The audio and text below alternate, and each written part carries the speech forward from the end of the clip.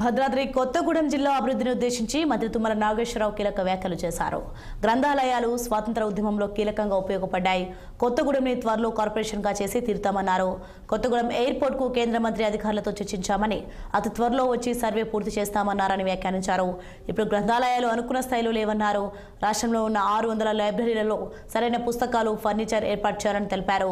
గిరిజన ప్రాంతమైన జిల్లా అభివృద్ధి కోసం జాతీయ రహదారుల, నూతన రైల్వే లైన్ లాంటి అభివృద్ధి పనులు చేపడుతున్నామని మంత్రి తుమ్మల చెప్పారు.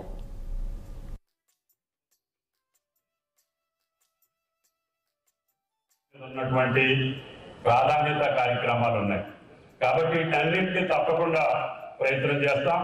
ఈరోజు పాలవంచ కూడా ఇంకొక బైపాస్ రోడ్డు శాంక్షన్ చేస్తాం. అది కూడా టెండర్స్ పిలిస్తే త్వరలోనే పాలవంచ కూడా రింగ్ రోడ్డు మాదిరిగా టౌన్లో కాకుండా దాన్ని కూడా ఏర్పాటు చేసుకుంటే కొత్తగూడెంకి రింగ్ రోడ్డు వస్తుంది. ఈ బైపాస్ పూర్తి చేసుకుంటాం.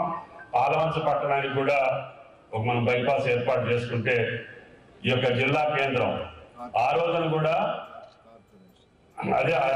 కూడా కలెక్టరేట్ ఎక్కడో పెట్టాలని చెప్పారు. చెప్తే నేను ఒప్పుకోవడం, జాతీయ రహదారి కాలంలోనే పెట్టాలి. ఎస్పీ గారికి కూడా చెప్పారు, మీ ఆఫీస్ కూడా ఎక్కడో శంకుస్థాపన జరిగింది, అది ఆపేసి కలెక్టరేట్ దగ్గర పెట్టుకోమని చెప్పారు. పక్కనే ఉంటే దానికి అందం ఉంటుంది. తర్వాత మెడికల్ కాలేజీ అక్కడే ఉంటుంది. తర్వాత ఈ రెండు పట్టణాలను కలిపి అనుకూలమైన ప్రాంతం మొత్తాన్ని కార్పొరేషన్ చేయమని చెప్పి ఆ రోజే చెప్పారు. ప్రభుత్వం మీద ఉన్నటువంటి ప్రాధాన్యత కార్యక్రమాలు ఉన్నాయి కాబట్టి